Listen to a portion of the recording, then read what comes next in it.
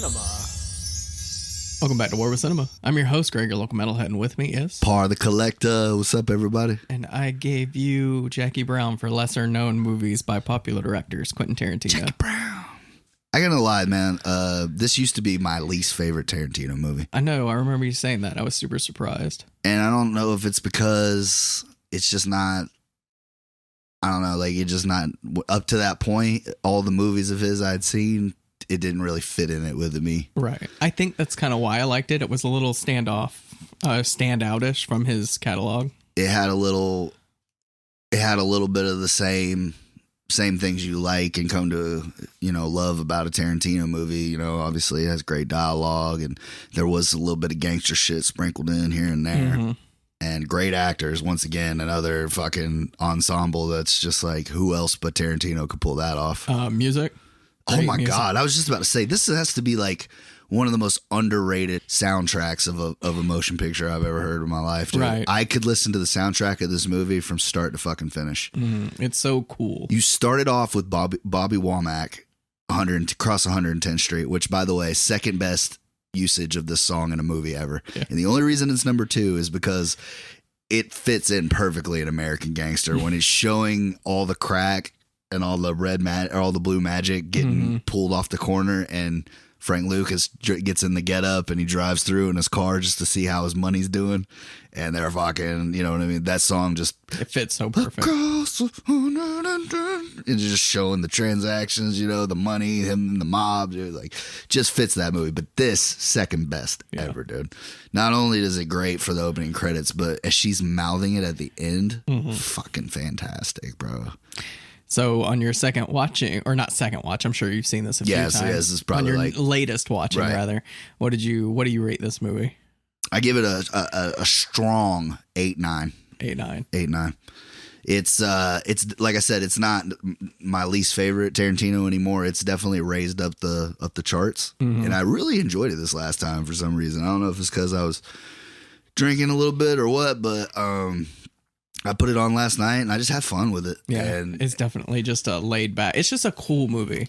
And I've said it many, many times on this podcast before, but this is my favorite Quentin Tarantino movie. And I think I understand why, because I am a sucker for a heist movie. Yeah. And it's cool because this one's not really like a complicated story. No, it's not super. Like sometimes in his movies, like not saying that they're complicated, you can't follow them, but like he does the jump around shit so much. This is like a linear movie. You follow it straight, start to finish. And it's really just like who's going to fuck who over last. And I like movies like that, where you don't, like, you think you see the shit coming, but you don't. Right. Like Ocean's 11. Exactly. It's like one of my favorites. They're going to pull it off, but you just want to see how they pulled it off. Exactly. And this is one of those movies that it does a great job of painting the whole picture and doing it in a way that, it's, like I said, you come to expect it with him, but he still does a good job. Like it's good now, the 15th time I've seen it come in than it was the first, Yeah. I'll say another thing I love about this movie, bro. Greatest made up names ever for characters. I'm almost thinking about changing my fucking moniker from Part of the Collector to Max Cherry. Like, how fucking cool is that, dude? Cherry, yeah. Or Ordell Roby. Yeah, how fucking cool is that name, I was going to bro? say, I want to be known as Ordell. Yeah, right? Like, just some cool names, bro. Agreed. Robert De Niro, man. I used to think, and I still, like, even going back now, like, I still think to myself, like, I love De Niro so much, and he's had so many great roles over the years. But do you really feel like they needed him for that part? Like, I'm sorry, but, like, I just feel like they could have got anybody around that age to play that part. Like, how much did it cost them to get De Niro? Right. To smoke a couple bowls and like rail a chick down, like, and shoot her in the gut. Like, how much did that cost? Yeah, it's not really hard to act like a piece of shit that just got out of jail junkie. And I mean, as far as like stuff that he's done before that or after, like it's really the only movie that I could think of that he didn't do a bad job, and it was just kind of like, why were you there? Yeah. Like, you didn't need to bring your acting chops to this. Like, not even that, but like, why did they even waste the phone call on you? You know what I mean? Like, I can't imagine like what Tarantino said to him, like, hey, Bobby, look, you ain't got the biggest part in here, but let me tell you, you're doing some cool shit. Like, what? I think it's one, like you said, he had a bucket list of actors that he wanted to work with. I must have been. And Robert De Niro was probably on that list, and this is an easy snag. I'd watched it I watched it last night, and I was just thinking to myself, like, bro, like, he's like the only person in that just doesn't fit in this movie. I mean, he does a good job with it. I think for what he's doing, but like I said, I feel like I could have done that shit. Honestly, like, what acting was there? When he gets aggravated at the girl when they're at the mall, that's probably his best like shit. That's like where he's using some actual like, yeah. I told the wife, I'm like, this is my dad. This is how my dad was when I was a kid. You better stay right here, holding your arm. You don't fucking move. Puts his hand up to her face with the fist. Fucking knock you out. And the slick back, dude. Like, yeah, that's probably his best part in the whole movie, you know. Right. But no, I agree. It's kind of a waste, but you know, I was just wondering that. I think that stuck out to me the most this time around. Like, I was just like, De Niro's just wasted right here. Like, I think it's because we've unintentionally been doing a shit ton of Robert De Niro movies, so we're seeing like some of his other best roles, and now we're seeing some of his. Not that it's a bad role; it's just a small role, right? I just, like I said, even for like cameos and stuff, like, you know, sometimes in Tarantino movies, the small roles are the greatest. Yeah, they have the biggest like, shine. Look at DiCaprio in Django. Like, he's one of the best parts of that movie, and he's in it for 10 fucking minutes. Like, Butch in Pulp Fiction, just little minor characters. The Wolf, you know what I mean? What's his name? He does a great little R.I.P. Tom Lister. Yeah. Tiny, yep. He does Debo. Does a little cameo in here. He just picks up the phone, but it's so like, fuck, I hope he doesn't find me. Yeah. That's what I do. I find people that don't want to be found. And they just shut the fuck up, and they're like, okay. They're like agents, and they're just like, because he's holding a shotgun that's bigger than he is. No, he's got a bat. Oh, is it a bat? I thought it was a shotgun. Yeah, it's just a Louisville. It just looks like a stick in his hand, like, because he was such a massive individual. When your name's Tiny Zeus, like, shout out to that legend, though.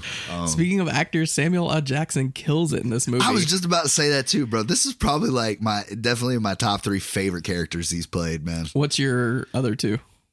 Jules, obviously, number 1, and if I'm going just off a Sam Jackson movie by himself, I for some reason have always loved Formula 51. It's not a good movie by any means. I don't think I've seen it. It's like when he was just putting out anything for a check. It came out in like 2003 when I was in high school. He's got braids. He's playing like a chemist. It's pretty cool. But like, he's done so many great roles. Don't get me wrong. But mine is Black Snake Moan. Oh, that is good too. I fucking love Black Snake Moan. Yeah, he's great in that. Like I said, he's got so many. I love the bat. Like, he's the only reason I like the first Kingsman. His fucking Russell Simmons impersonation is fucking spot on, dude. Is that you? Yeah, I'm vibrating my bad. No, I was just like, damn, is my phone picking up over here? But yeah, like, I love his character in this. He's so fucking smooth and maniacal. You know what I mean? That was my wife giving a second shout out to Black Snake Moan. Texting me. Oh, dude, he plays the guitar in that movie, which is something I did not know. He actually is strumming that shit and singing and all that, which, I mean, I figured it was his voice, but right. I just find that amusing or cool. Mm-hmm. I just love that. See, what's funny is I've always been into metal, but I never really got into blues too much. And I watched Black Snake Moan, and that guitar he plays sounds so good. And it really got me on the blues train, and I started going down blues real good. I would say shout out to my boy James, Mummy. He loves that movie because he can play anything with strings, and like he's like if you're a musician, he's like, that movie, spot on. Yeah, I love the cover of it too. It's probably one of the coolest like regular DVD covers. Still, it's like a comic book, like a tattered ass comic book. Mm-hmm. I like that too. Right. Definitely an underrated movie he did. Mm-hmm. But yeah, as Ordell in this, he is just great. But we'll talk about the greatest role in this whole fucking movie, and that's fucking Pam Grier as Jackie Brown. She steals the show. Like, she really does chews up the scenery, and I love it. You know, I'm I'm ashamed to say I don't know a lot of her movies. I don't either. I know that she did a bunch in the 70s, and they're like, that's why Quentin Tarantino fell in love with her. He said, we just read that, when she came to interview for the role, fun fact, he had a bunch of posters up, and she's like, would you put these up because I was coming over here? He's like, no, I was going to take them down because you're coming over here because I didn't want you to think I was a weirdo. Because I guess Tarantino, when he was younger, like when his mother would entertain men, they would always take him to the movies. Yeah. Because it's like something you do with a kid, Right. And he's like, they would try to be getting good, friendly with my mom, so they would always try to be nice to me. And he's some of them were black guys, and they took him to see those kind of movies like Foxy Brown and Blackula and shit like that. And because Quentin Tarantino grew up in like a black neighborhood, right? He doesn't come from money, right? And he didn't have a dad around, so like you said, some of these guys that my mom dated like really stepped in and like kind of shaped how I saw things, because he got into movies like that early. And I feel like this is kind of his homage to like 70s blaxploitation movies, like this is his best shot at like what he would do. Like if he would have made a movie in 75, this is what it would have been. It feels like it came from 1975. It does. It's made in 1997, but it feels like 20 years too late, exactly. But in a good way. Right. It does. It definitely feels like they shot it in the 80s and then like it was supposed to take place in the 70s. Like right. It's great, man, because they don't take any technology from 97 out. Like, old boy's still using a cell phone. I guess still it's like, oh, you don't do CDs no more? And then, like, he's buying a cassette, dude. And I know that bitch was 99 cents because we all remember that, dude. You all remember going into an FYE or a Specs, RIP, Specs Music. Right, and right. You could either buy you a concert ticket or you could go check out the whole cassette wall for 99 cents a piece. And you can find everybody's library on that. I also love that she has albums. Like, it just adds to the flavor of her character. Those are making a comeback now. Oh, yeah. A lot of people collect albums. I have a good friend that's like, she has to have a whole separate room just for her freaking vinyls. Everybody's got a thing, man. Yeah. I mean, if you can afford records like that, my hat's off to you, because that shit's an expensive hobby. It is. Especially like certain like grails, what people will consider. But yes, she is fantastic in this movie. She is so cool. Like, I smoke cigarettes and she made me want more cigarettes. Like, you know what I'm saying? Like, she could send a bitch into relapse. They could have been smoke free for 2 years. You watch her just suck on that motherfucker while she's in that interrogation room. And I had to pause the movie and go outside for one, bro, because she was killing that shit. Like, I know, I hate movies like this because I'm not a smoker. I don't like smoking, but the art of smoking, they just make it look really, so fucking cool, right? Bro. I don't smoke, but I wanted a cigarette. That's not even hurting their body. They're so cool. It's not even hurting their body. Right. Like, that's how they. There's a couple people that have just been able to do that over the years. Yeah. But yeah, she just she's got that attitude, man, and she's a strong woman, and she don't take no shit, and I love that. I love that about her character. It starts off, she's a flight attendant for a shitty airline that goes to Cabo, Mexico. And it's the only job she can get because she used to be a big time airline stewardess, but for Delta, but she got arrested smuggling drugs. And it turned out that her husband was a pilot for Delta, was the one she was smuggling the drugs for. So when they she rolled over on him to get out of prison, and then she got blackballed and nobody would hire her at any major airline, so the only thing she could do was get a job at this little shitty one that goes in and out of Cabo from LA. Right. And Ordell is a small-time arms dealer, and what he does is he gets weapons from Mexico and sells them to people in LA, and the guy down in Mexico buys a lot of his guns, I'm assuming, because that's who he gets his money from.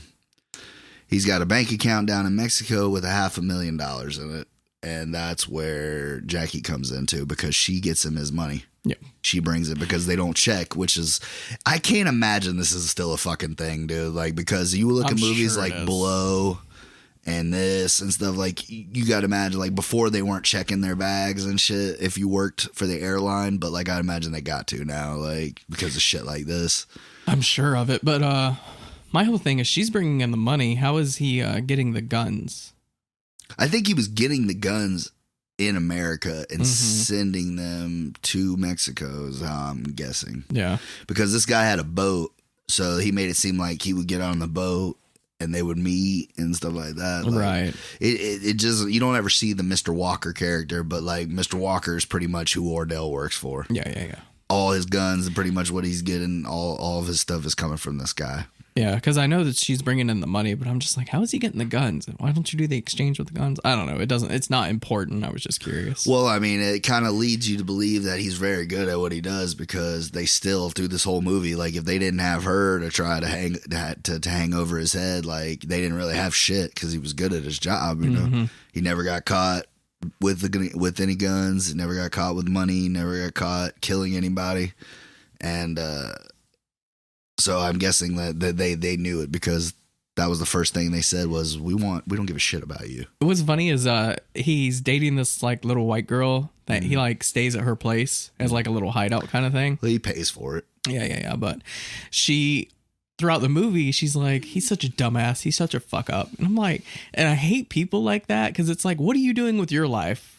Like, you're surviving because of this fucking guy. Right. And you're going to talk shit and you're not doing anything with yourself. Like, I don't know. I hate those people that are like, he's just a dumb piece of shit. He's just. I'm not a huge Bridget Fonda fan. Yeah. I'll just get that out of the way. But I like her in this movie because she fits. She does a great job at playing that sneaky fucking bitch that's there. And I love the spiel that she's given Robert De Niro. And he's like, who didn't make the cut, because it's her, with a guy's arm around her, but like, you can't see the guy. Yeah. She's like, I was in Japan with this Japanese dude, and he was rich and he took care of me and this and that, but I wasn't happy. And she's like, I wanted a picture to remind me of Japan, and this is the only fucking picture I took while I was there, and I didn't want to see his ass. She's like, I didn't know a lot about him, but I knew enough about him. I knew enough to realize he wasn't interesting. Right. And it kind of gives you a big insight into like how her thought process and what kind of person she is. Right. She just uses guys for money, which by. Some good looking women do. Right. I don't blame them. If I was a good looking man, I'd do the same.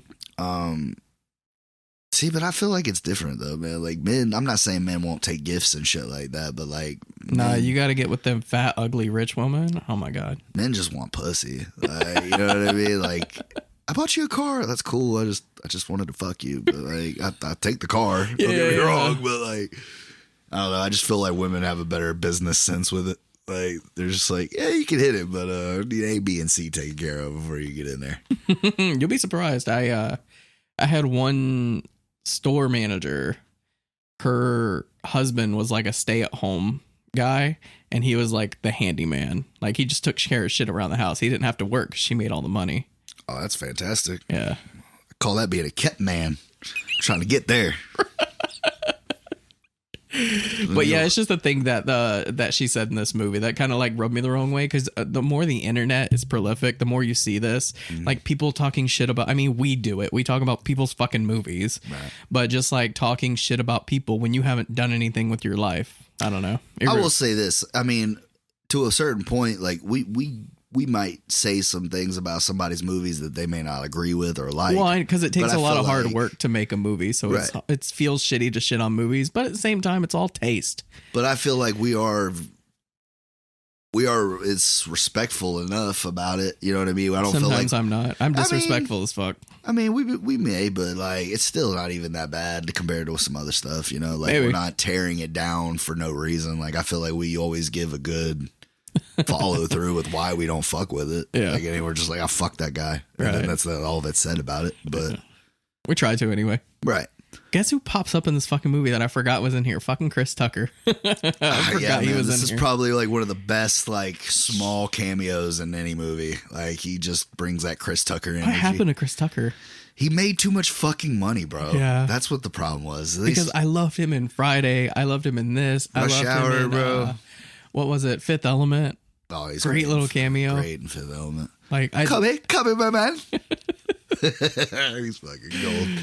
I mean, I love the Rush Hours, bro. I love everything Chris Tucker does. But the problem is Brett Ratner gave that bitch $50 million for the first Rush Hour, and by Rush Hour 3, he was making $70 million, and like now he thinks that that's what he should get for every movie. Yeah, and people are just like, nah, bro. And he should. He's Chris Tucker. He's fucking entertaining as shit. I mean, I get it, but like. He got to a certain extent. Yeah, you know? I know. I'm just fucking around. What's his name? When he did the one with Bradley Cooper, he didn't have a big role in it, but he took it to show everybody that he could like actually fucking act. Like, I vaguely remember that. Yeah, something Playbook. Yeah.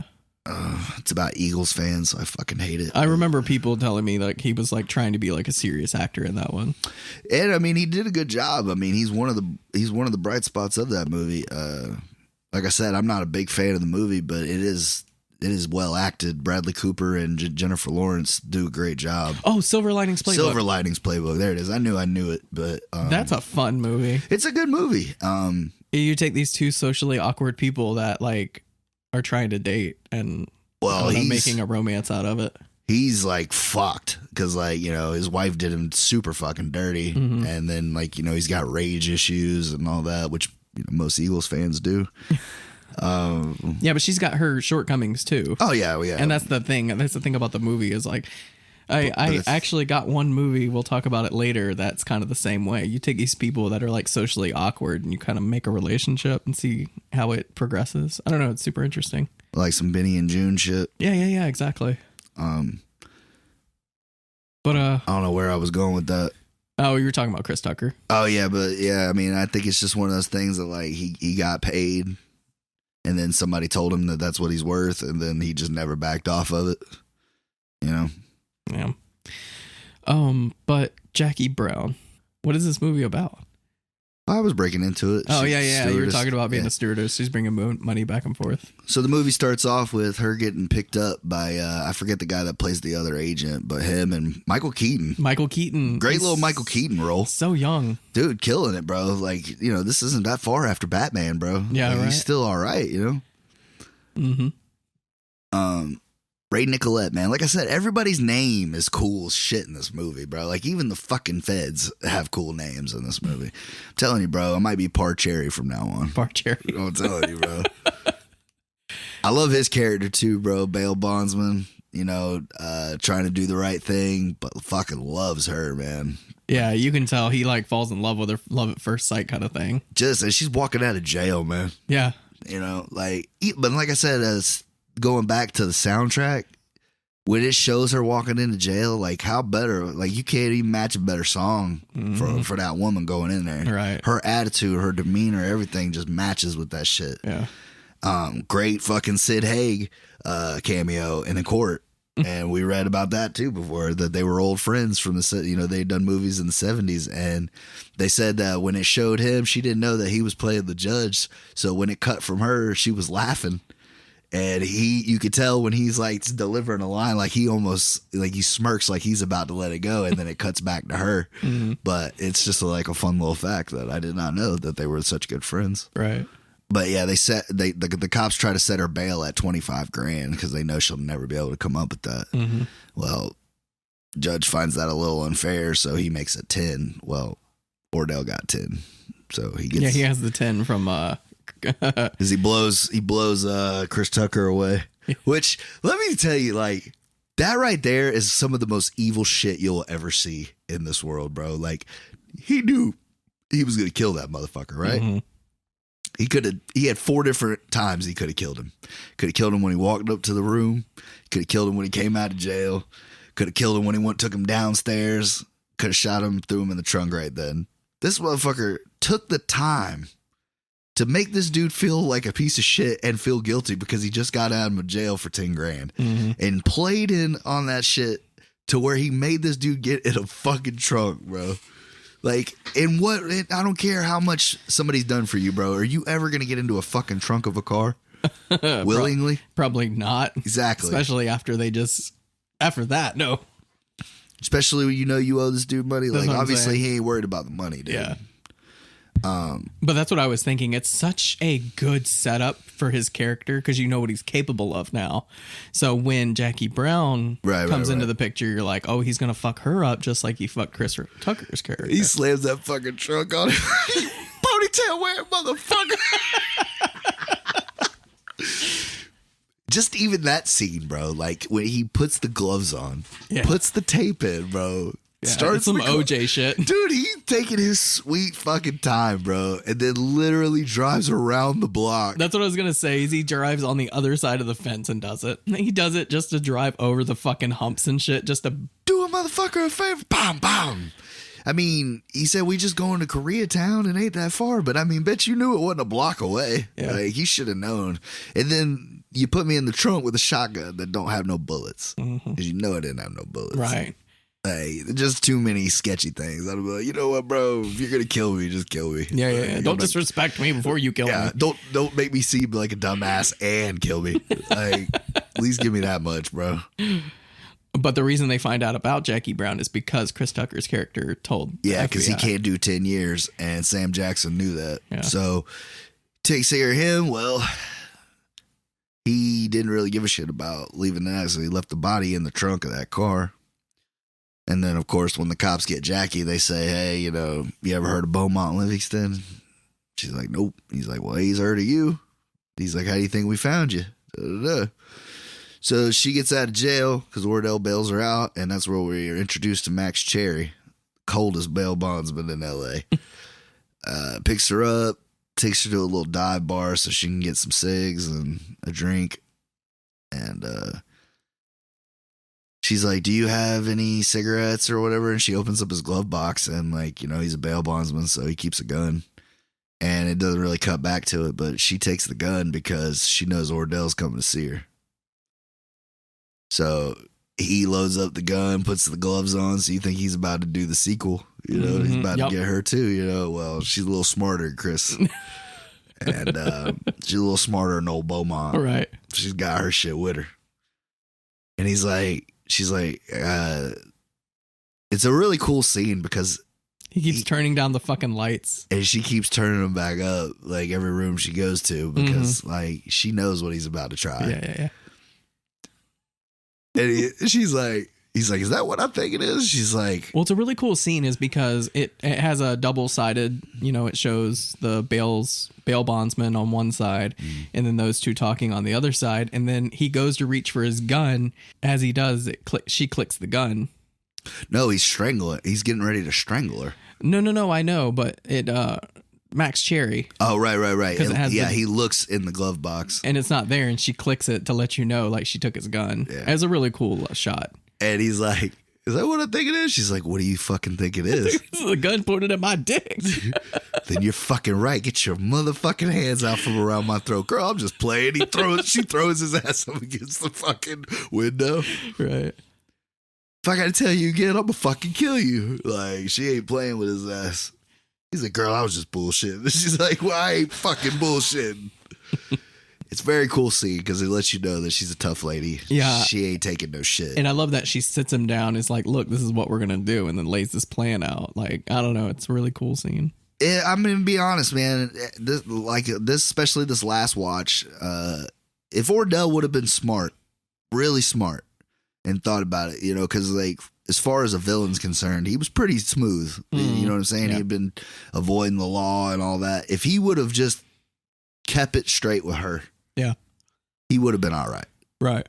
But because he was such a greedy fuck and thought Jackie was going to fuck him over, which, I mean, you know, it's his fault that she thought that way. Because if he would have came over there, no gun, look, you can check me, look, I just want to take care of this. I want to go off into the sunset. I want you to be able to get out of this. You know, like if he would have just sat down and been cool with her. Yeah, because they would have been real partners at that point.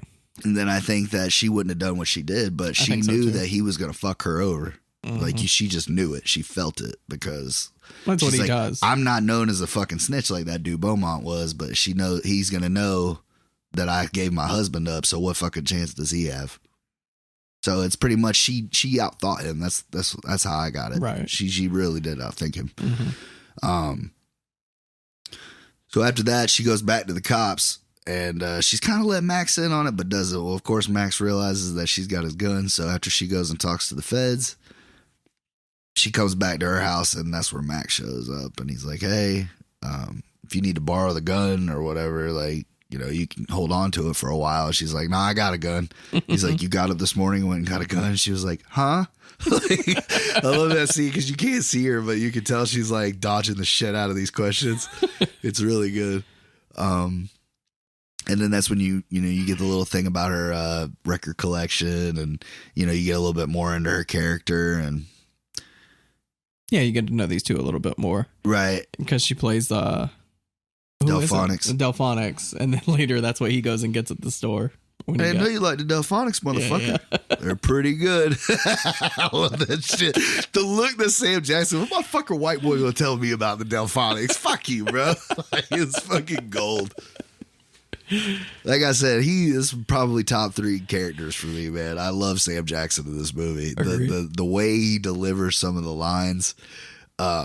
I love that scene with him and De Niro in the Volkswagen van. I love that shit. Oh, the end? Yeah, I love that shit. Yeah. Well, it's like, it's third act. Oh, I see. Right after the mall. Yeah. And That's what I'm talking about. And he's like, he's not saying, did you fucking rob me? But like, he's like asking him, like, he's like, you didn't know that fucking wasn't no money in that bag, Lewis? How could you even say, fuck you, brother. Fuck you, man. How could you even say that? And he sits there and he's like, Jackie Brown did this. And he's like, nothing was off, nothing at all. So she came out with the bag. It weighed like it should weigh, you know. And he goes, actually, you know what? I did think it was kind of weird. I didn't think it was weird, but I did think it was weird. And it's probably his best scene in the movie. And he's like, you gonna fucking tell me who you saw, Lewis? That Max Cherry guy. And you didn't think that was fucking, and then he just, BAM, blows his ass away. What the fuck happened to you, man? You used to be fucking beautiful. BAM, gives him another one, dude. Great scene. It is a great scene. But yeah, so she breaks it down to Max, and she's like, I need your help. You know, you're not going to have to do anything crazy, but I need help. Yeah. And then, of course, he's puppy dog loving her ass, so he's all for it. He's along for the ride. And that's when she goes back to Michael Keaton and them, and she lays out the plan so she can get back and forth to Cabo. Mm-hmm. Yeah. Oh, because they got nothing. Yeah. She's all they had, so like when she had a little bit of blow on her. Right. That's the reason they kept her, but that's not what they want. You know, they say that that's for Melanie from the Mr. Walker, but like I don't put it outside the realm of Michael Keaton could have jumped that shit in there. Like, because they seem like the type of cops that were willing to do whatever the fuck they had to do. But Samuel Jackson said, he's like, he said he threw a present in there. I didn't know what he meant, but that's sorry fucked about up. that. Yeah. Because honestly, like, the money would have, I mean, she would have got time for it, but it wouldn't have been as bad as that. It wouldn't have linked him. Because that's what they're trying to do is catch him. So she kind of that's probably what ultimately led her to like, well, fuck this guy. Like, he wasn't even going to make sure I could fucking, you know. But, yeah, so she goes back to Ordell. They meet at his bar. And, God, I mean, like, when you watch it, I don't even like clear liquor, but he drinks screwdrivers through this movie. He does, doesn't he? Make me want that shit. You know what I mean? Cigarettes and fucking screwdrivers. That's all I got out of this movie. So she breaks it down, and he's like, how do the fucking feds know about us? She's like, I told him. He's like, why the fuck you tell him? It's a great back and forth. Why the fuck you tell him that shit? Why the fuck you telling him all my business? They already knew. No, the fuck they did. That don't mean you gotta fucking tell them. It's pretty smart, though, on her part. Yeah. To be able to tell them so much information and still get the leg up. Well, because that's the thing about it, you know, like, cops aren't supposed to be dumb. Like, they're supposed to be good at that shit. Yeah. And they know that if they keeping you moving, keeping you going, then they're going to get what they want. Right. She played him like a violin. Mm-hmm. Like a fucking violin. So they work it out. I need 2 girls, you know, one to fake the first time. We're going to do 10 grand. We're going to get the cops. We'll get the marked bills, whatever. And then the second time, we'll bring all of it. He's like, why don't you do all of it the first time? She's like, that seems stupid. And she, like, really sells it to him. And then they have a little back and forth about managers and agents. She's like, I'm the manager. I get 15. He goes, you fucking agents get 10. She's like, that's an agent. I'm a manager. I want 15. He's like, all I'm fucking giving you is 10. Yeah. Once again, she's really holding all the dice at this point. Yeah. Like, but she doesn't want to let him know that. So right. So like that's what I'm saying. Like little things like that is what I think led to Ordell's downfall because he was just she all made him about think the he money. was smarter than he was. Right. Well, and I think like he underestimated how fucking good she was. Yeah, 100%. You know, like he just like, because you see that's kind of his thing. He has all these like women that he just kind of uses as pawns for whatever he needs. Yeah, like, because he usually like he has Melanie, which is just some loner chick, and then he has the country girl. I forgot her name, but and then he's got the older woman that is taking care of people for him, you know, and like he uses all their addresses and shit. Like right. it's kind of like women are possessions to him, and like I think that's why he underestimated her, because he's like, oh, she's just a woman, she ain't gonna be able to do nothing, Right. You know, and she was the baddest one of them all. That's why she did what she did. They after that she works it out, and this is probably the coolest part of the whole movie because it breaks it down, the whole heist in one. It shows it from everybody's perspective. First you see Melanie and Robert and Lewis walking in, and she tries to talk Lewis into fucking them over. She's like, let's just take the money and fuck him. And then, like you said earlier, like she was saying, he's a fucking idiot. Let's say streetwise, whatever, but that doesn't matter. Right. And I thought maybe De Niro was thinking about going for it, but then in the next scene, it shows But he's him, loyal because of everything they've been through. It shows him and Ordell at the bar, and he's like, hey, I'm sorry about leaving you with that bitch. He's like, I just figured you ain't got no pussy in a while. You might want it. And he's like, you didn't fuck her? He's like, well, yeah, but he's like, you thought she was my girl? He's like, well, I felt bad. He's like, well, you still fucked her though. He's like, well, I hope you appropriately felt guilty afterwards. And then you don't have a good laugh about it because he don't give a fuck about her. You know? He's like, yeah, man, well, she's really thinking about fucking you over. He's like, oh, I know that bitch is. Yeah. Like, I know her. He's like, how could you keep somebody around like that, man? He's like, she's predictable, basically. Pretty much that's what he's saying. He's like, I'm not worried about her. He's like, I know what she wants, and I know what she can do. So yeah, like it cuts back to them going through that, and I guess he told her that he was thinking about it or whatever, or maybe he was mad about the fact that she tried to pull him over there because he's being a real asshole to her, grabbing her and talking like shit to her, and of course she's whatchamacallit, she's pushing his buttons. Yeah. She's trying to, because I think she knew that he went and told daddy. So like she's fucking taking it out on him and like being difficult. So she goes in there to make the switch with Jackie, and she's like, look, here's 10 grand. Nobody ever did shit for us. Fuck these guys. And she like stuffs the money down her pants, you know? And then she gets her what she thinks is all the money, which is only like 40 grand. Yeah. And they leave. Well, she tries booking it out in the fucking women's fitting room. Like she's finna get away from De Niro, who hawks her down. And then that's when you get the cool scene of showing Max Cherry in the ladies department. Hey, I'm just waiting on my wife, you know? So Jackie gets hers, and then she's like, somebody left a thing of beach towels in there. Walks away. Max Cherry, smooth motherfucker. I think my wife left a bag of beach towels in there. We're gonna go check it out. There's nobody in there. Go grab it. Oh, there's no one in there. Go for it. Smooth, man. Danny Ocean shit, like you were saying. Gets away with the money. And then, you know, we talked earlier about I love that though when Ordell and Lewis, he picks him up at his titty bar and they're riding around in that van and they stop and he's like, where's Melanie? He's like, yeah, that's what I wanted to tell you. She was getting on my fucking nerves and she wouldn't shut the fuck up about the car. It's like you shot her? So I shot her. He's like, you fucking shot her. You couldn't have just hit her? How many times? Once in the chest, once in the stomach. Is she fucking dead? I think so, man. What do you mean you think she's fucking dead? We don't need this bitch coming back on us, Lewis. That's the last thing we need. You had to do what you had to do. Yeah. And that's what I knew right then. I was like, he gonna kill Lewis. Mm-hmm. And this is even before he realizes that the money ain't in there. Yeah. Like, I knew he was gonna kill Lewis then. Because, like, you can see it on his face. Like, Bro, I gave you a simple task and you killed the bitch. Like, she wasn't my girl, but she was my girl. Right. Like, she was more useful than your fucking ass. Right.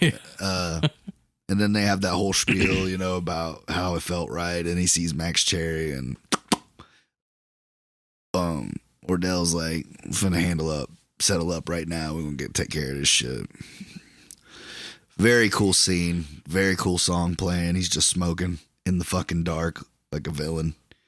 Calls up old Max Cherry. That bitch got my money. You gonna bring me my fucking money. So Max has Tiny or Winston find out where he stays, and they find out which like I said, it really just did a good job of showing like how his relationship with women is really what led to his downfall, because he had that chick in Compton just drugged the fuck out. Oh yeah. She couldn't even get off the fucking, the only time you see her is on that couch the whole movie. Did your parents have that kind of furniture when you were young? Not my parents, but my granny had like a sofa like that, like a 2x4 going down the sides of the arms, and then the rest was just like overstuffed shit. Yeah, but it had like the old school like pictures on them of like houses or like birds, woods flowers. or whatever. Yeah, my dad had one, and I see them pop up in these old movies. Yeah, my granny, man, and like she smoked a pack of Virginia Slims in the house a day, so like they all like you'd sit in it and just like 10 years a cigarette would hit you. Like, my mom used to, like, throw our shit out when we'd come home from over there, get in the fucking shower. Yeah. Yeah, my parents smoked, too, and the thing that I hated the most is it would turn your... shit yellow? Yes. Mm-hmm. Like, you would go to school and your paper's a little yellow. Kids would make fun of you. Why is your paper yellow? Smoke. I never... my parents never smoked cigarettes, and, like, I don't smoke cigarettes in the house, obviously, but yeah, I think a lot of people step outside nowadays. I don't see a lot of people just sitting in their house just smoking, unless they don't have kids. I feel like if you smoke in your house and you have kids, you're a piece of shit. I'm just gonna say that. And this is somebody that smokes cigarettes. I will tell you that it's giving your kids secondhand. If you smoke cigarettes with your kids in the fucking car, I don't give a fuck if you're rolling the window down or not. Like, you're a piece of shit. Like, you're putting your children in harm. Well, it's not even that, but it's like, bro, they didn't get a choice. Like, they can't go get in a different fucking car. Yeah. You know what I mean? Like, if your addiction's that bad that you can't make it on a 10-minute fucking drive, like, yeah, I agree. You got a problem. But the same could be said for like fast food and shit like that. You shouldn't be feeding that shit to your kids, but I don't have kids, so I can't say. I get it, but I mean, there's a little, I don't know, man. There's a little difference than giving them a cheeseburger and blowing that shit in their face. Like, come on now. I don't know. I think cigarettes and cheeseburgers go hand in hand. I think every parent has bought their kids fast food at some point. Even you've got fast food as a kid, bro. Like, everybody eats fast food, dude. Like, it's not they would feed me a cheeseburger and blow smoke on my face and tell me you're like, yeah, bro, giving a kid a Happy Meal is just like giving him a Uzi and pointing at something, you know, like, what the fuck?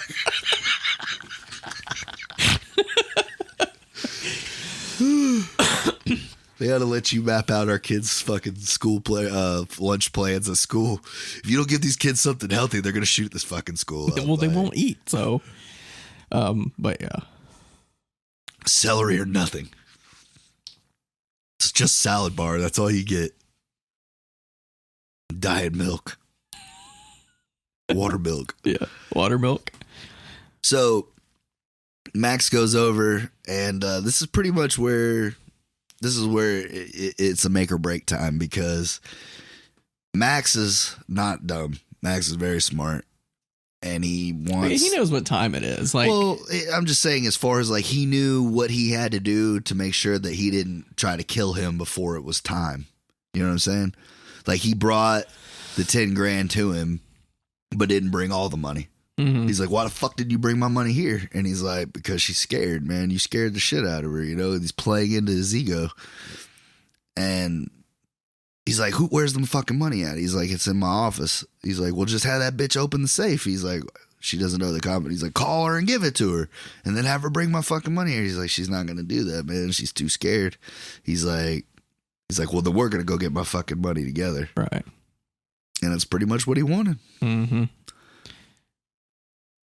So they ride over, and it's a really cool scene, man. And it just leads into how fucking how maniacal he is, dude. Because that's what he's like. Didn't know you like the Delphonics. He's like, they're pretty good. Pretty good. That look he gives him, man. It's fucking gold. Before he gets out, he's like, I just want to let you know you going in first. He goes, if that bitch tries to shoot, you getting hit. He goes, and I want to let you know, if there's a bunch of motherfuckers in there going to be doing some shooting, you're the first motherfucker that's going to get shot. Mm-hmm. I do like that she like turns out all the lights. She just has the desk light.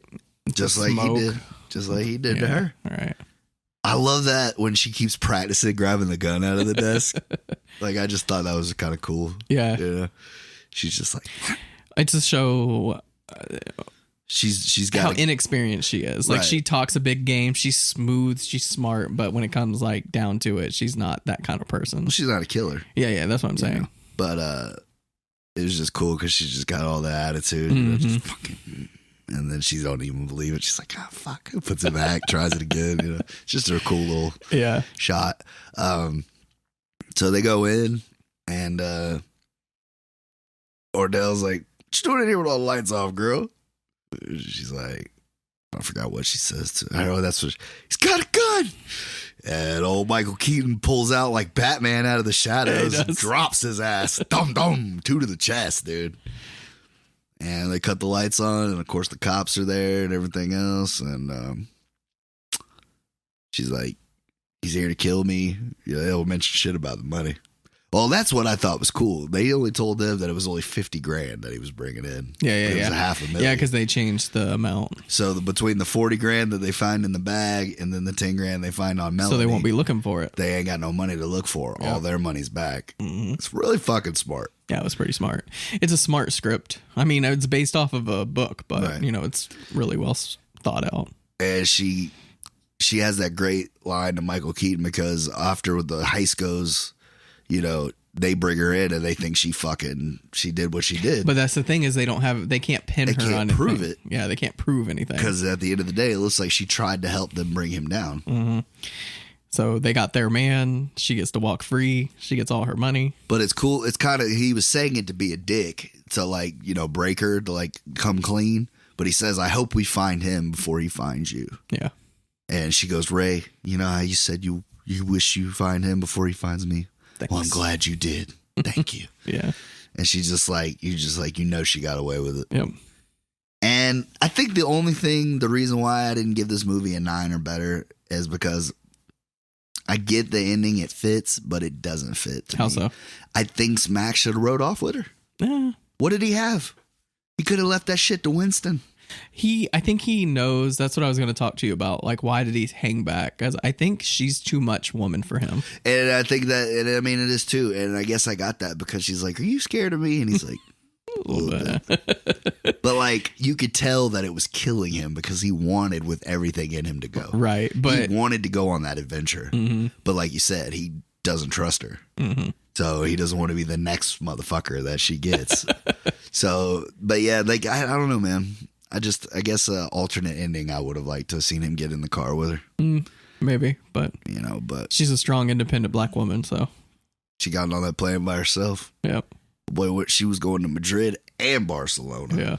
$500,000 in the 90s. She probably had a good run on it. Yeah. Well, that's what I keep thinking is like they always talk about this, like the we didn't talk about how Simone got the money, like the $10,000, the fake drop off, and she fucking booked it. She cleaned out her closet and left. They can't find her. But like $10,000, that's not that much money to like run off with. Yeah, but somebody that's never had anything, that kind of money in their mind, I guess. Yeah, and then it got me thinking about the almost $500,000. Like, it's a lot of money. You could probably live for a few more years, but that's not like retirement money, I guess.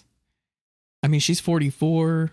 I guess she could have a few more good years. I guess she was looking at it like she'd go see all the shit she wanted to see and then probably find somewhere with like a real low cost of living. Yeah, probably take like 5 years and just like fucking travel around and do what you want to do. Because, I mean, her record was still where it was. So, I mean, when she got done blowing it all, she could always go back to work. Yeah, I guess you're not wrong.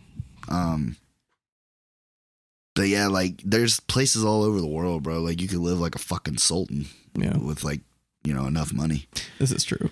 It's just expensive here, right? In or America. like what kind of country are you going to be living in? Yeah. I mean, you know, it's up to, like, you know, you could live in Belize right now for nothing, you know. But you go up to Sweden and Yeah. it's fucking expensive as shit. Oh, anywhere in Europe, bro. Yeah. Like, you know. It's like Iraq. Like, our dollar over there is like a fucking 100 more or whatever, but like, it's in Iraq. Like, who the fuck wants to live there? I guess you're not wrong. Yeah.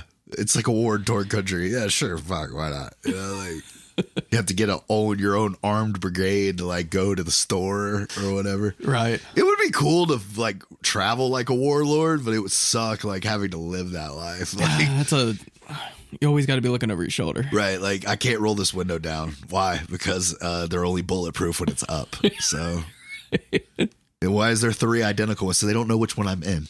All right. Like, And you can't even go to Mexico anymore because the cartel has like overrun the whole thing. Like, dude, I even heard the vacation spots. I was going to say, they're even safe. trying to take over. They put the army outside the resorts now because El Chapo and them were just taking them bitches over whenever they wanted. Yeah, people are getting killed over there at the fucking tourist areas. It's a vicious one over there. I'm happy where I'm at. I mean, I could go to Canada. You can afford it. That's what. Fuck. What? Look at this. What? You don't think he's gonna do it? It's announced. Kill Bill Volume 3. Not with the idea that they keep trying to sell that it's her daughter versus the other lady's daughter. You don't like that idea? I don't really like that idea. No. God, what if he finishes his 10th film with Kill Bill Bill 3? I'll be so blown. Because he's only doing 10, right? Yeah. He says he's only doing one more, and he's not even sure about that because technically, if you take Kill Bill Volume 1 and Volume 2, he's It's done 2 movies. He's done 10 films, but yeah, I was just trying to think. I'm like, I still think Jackie Brown is still my favorite. You know how pissed I'd be? Because he was talking about he wanted to do an R-rated Star Trek movie.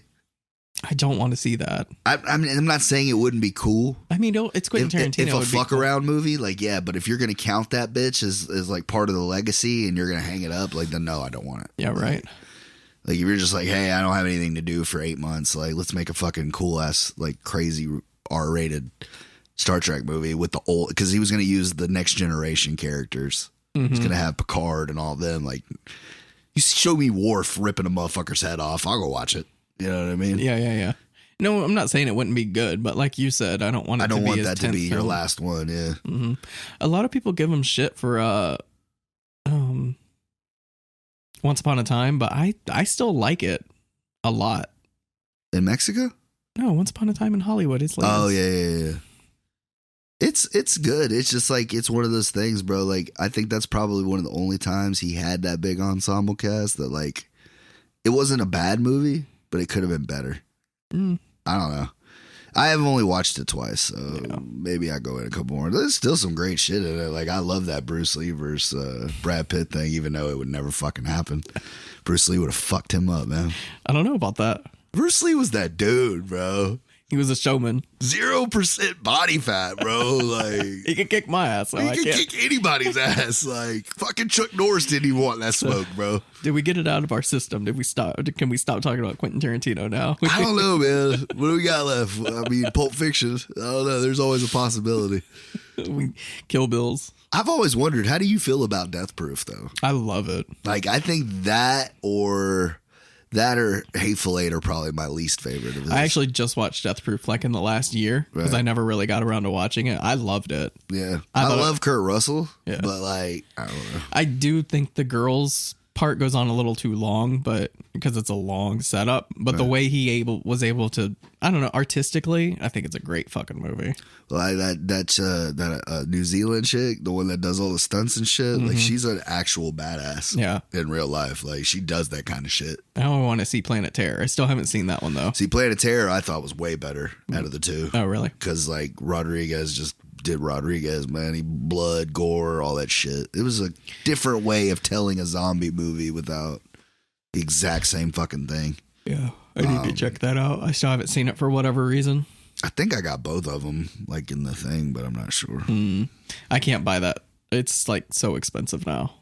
Oh, yeah. Yeah. It's one of those movies that just, Did you know that the fucking little fake trailers are like what everybody loves about those. Oh, really? Like, you don't know how bad people want to see a Nick Cage Wu Manchu movie or whatever the fuck it is, like Werewolves of the SS or whatever it was. Like, out of all the shitty movies Nick Cage has made, they're like, why didn't you make that one? Fuck. Like, but Machete actually became a thing because of that. Yep. Like, which is cool as fuck, you know? Like, I think everybody was like, oh, man, if they made Machete, you know, like, that shit's not being made. Even though Rob Zombie would probably sign up for it. Right. Did you hear about him doing the Munsters? Who? Rob Zombie.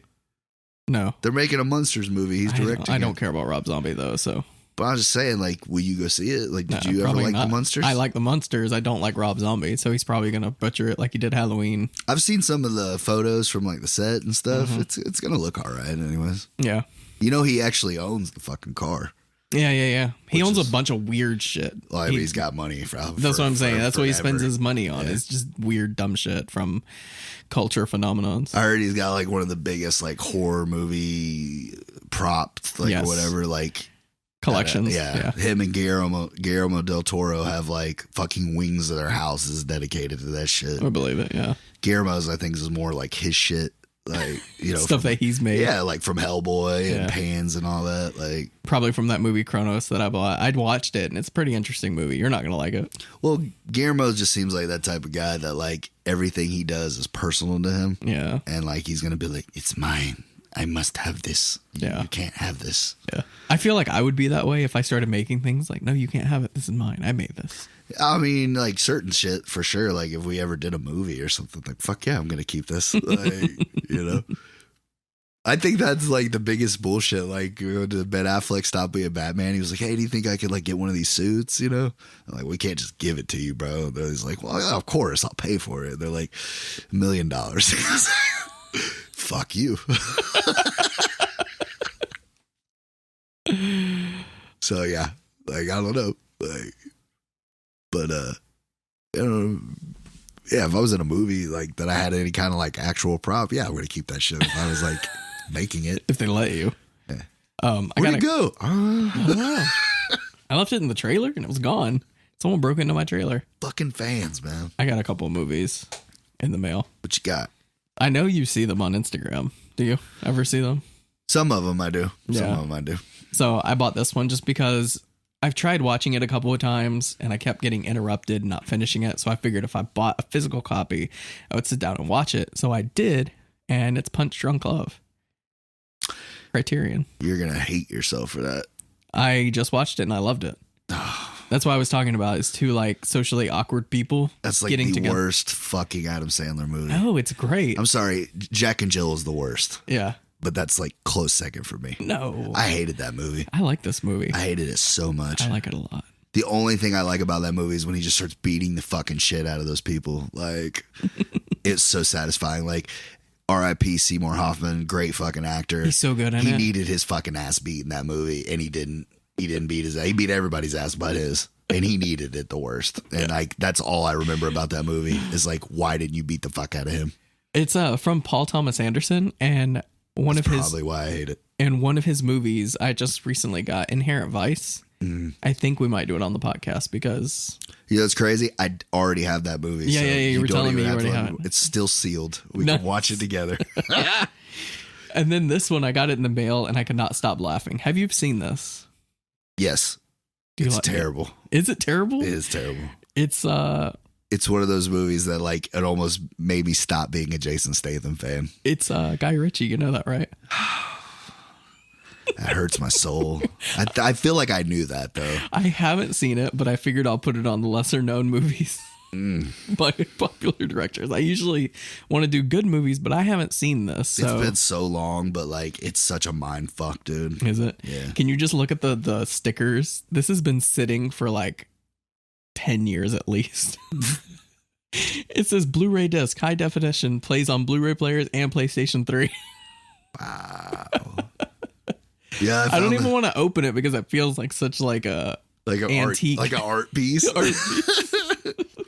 There's a dude on TikTok that I see that he every day opens a VHS of Shrek 2 from like 1990 whatever when it came out. They're all Shrek 2? Yeah. Why? Every single one. Because I guess for that promotion for that VHS, they were giving away a minivan, like a Kia minivan, to like one out of every billion or whatever. This dude bought like every copy they had just to see if he gets a free minivan.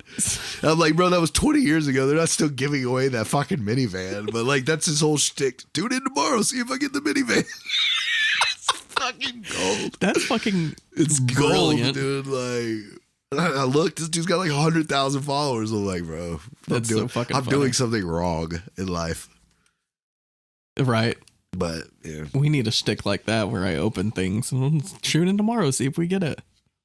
I forgot it's my pick, ain't it? Yeah, it is your pick. You didn't get a movie, did you? You're gonna think about it off the top of your head. I mean, I guess I didn't want to, but I need to. What? I won't go Tarantino again. Please, thank you. As much as I love Quentin Tarantino, he got his shine. We need to give him a break from the podcast. Yeah, I'm not gonna do that. There was one I was watching the other day that I really wanted to talk about. Yeah. I'm trying to remember what. This is the first time you've ever come unprepared. You're usually like excited. I don't know. I think it was because Jackie Brown, I enjoy it so much that I forgot that you picked it. Like, I thought that it was one of my fucking picks. Because like even the wife, she's like, "What movie y'all doing?" I was like, "Jackie Brown." She was like, "Oh, cool." You know what's really funny is I felt that way about Reservoir Dogs. Like we were doing it, and I was like, "Oh yeah, I didn't pick this."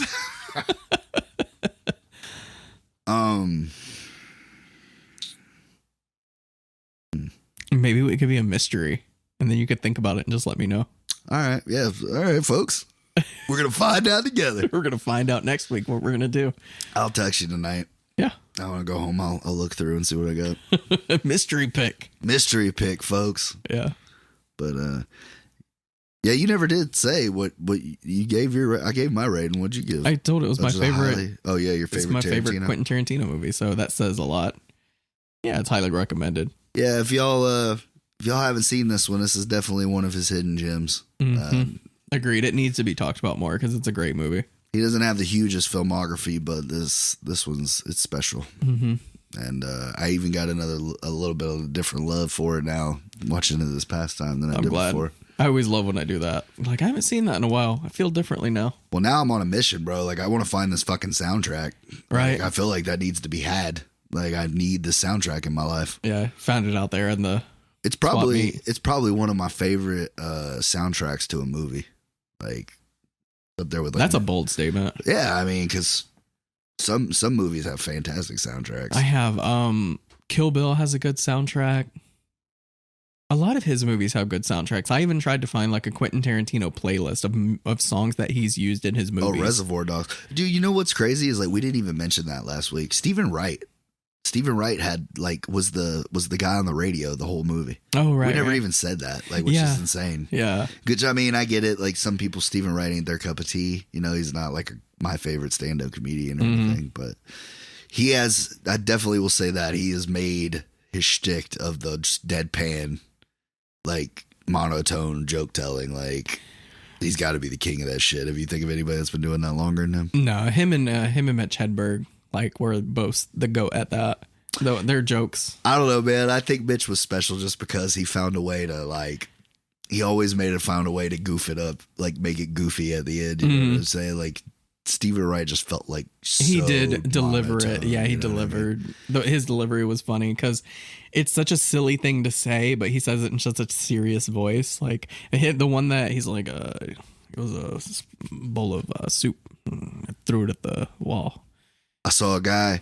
He had glasses on and a nose ring and earrings and a ponytail and glasses and a hat. And I said, "You have a lot of facial accessories." Mitch Hedberg, bro. R.I.P. Mitch Hedberg. I love that man. He was good, man. It's funny about Mitch Hedberg is I heard his stand up audibly before I seen him, and I thought he was a black dude. Really? Yeah, because his stand-up, like, if you listen to it, he just sounds like the smoothest black dude. And then I realized he looks like Kurt fucking Cobain. I was about to say, I used to, in my younger days, I used to sell pot to a dude that looked just like Mitch Hedberg. Oh, really? The way they vibed, the way they talked, everything. It was like he just, like, woke up one day. I was like, I'm going to be this guy. Oh, I was watching, oh, my God, that Star movie where she follows around the band and the guy's taking notes of the band. Almost Famous. Oh, that's a great movie, dude. Mitch Hedberg is in there. Yeah. He pops up for. I was like, fucking Mitch Hedberg. Yeah, that was pretty fun. That's a great movie, bro. Yeah. A lot of people don't talk about that movie. Yeah. That's another fantastic soundtrack, man. I recently bought it and I was like, oh, I get this. Like, I get why people love this movie so much. It's a nice, like, coming of age. I bought 3 movies the other day, and then I bought 2 today. Yeah. I told you the 2 I bought today. Yeah. I'm gonna show them all on TikTok, but Did we hit 100? Huh? Did you hit 100 followers on TikTok? no, still working on it. We're 78 right now, I think we lost one. dude. I think it was 79 last time. Was it? Shit, dude. I mean, it's tough, bro. Like when I did mine, like I mean, I get it. I was opening Pokemon and shit, Yeah. so like that's a big thing, but.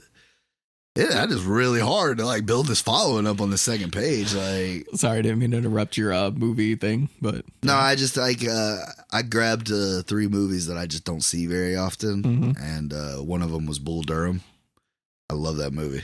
It's like one of my favorite Kevin Costner movies. Bull Durham. I feel like I've heard of it. I don't. You probably have. I know you haven't seen it. Yeah. It's about a baseball. So Oh, yeah. it's about minor league baseball players, Mm. and it's like a love triangle between him, Susan Sarandon, and Tim Jacob's Ladder.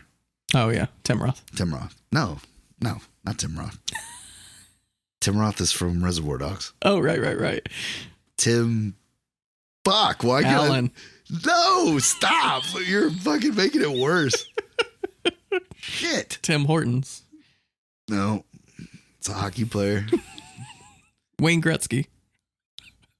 You're a bastard. This dude is a fucking good actor, bro. He's in fucking Shawshank. Why can't I think of this dude's name right now? I gotta lay off, bro. Like, I'm fucking losing it, dude. Tim Robbins. Fuck. There it is. There it is. I knew it started with an R. I had to dig it out, bro. Jesus, that's sad, bro. That guy's a goat. Like, fuck. Yes. It's a great movie. Bull Durham. I'll have to check it out. Yeah. I need a new headphone jack. Mine keeps like fucking cutting in and out. But anyway, what were the other movies you got? I don't remember. I just remember the Bull Durham. You just really wanted to talk about Tim. I just really want to talk about Bull Durham. That's Durham. probably what I should pick, dude. Bull Durham. Yeah. Please don't. Give I me- don't like give me- sports movies. I know you don't, bro, but it's like you like Celtic Pride. That was different, right? This was like a love story, man. Yeah, I already watched that other one you gave me, Halftime or whatever. Halftime. No, it's with Jimmy Fallon. Oh, yeah. Fever Pitch? Fever Pitch. It's a great rom-com. I hated that movie. It's such a great hated rom-com. it. Well, I don't think you like Jimmy Fallon. I think that's what I mean, I love Drew Barrymore, and she I love didn't save Drew it. Barrymore. She was good in that movie. She was, but she didn't save it. Well, they can't all be winners. Yeah, We wouldn't have anything to talk about. right. Well, next weekend it's a mystery pick, so you'll have to wait and see what we're gonna do. Yeah, y'all got to tune in next week and see where I take this shit. Till then, Later, y'all. later.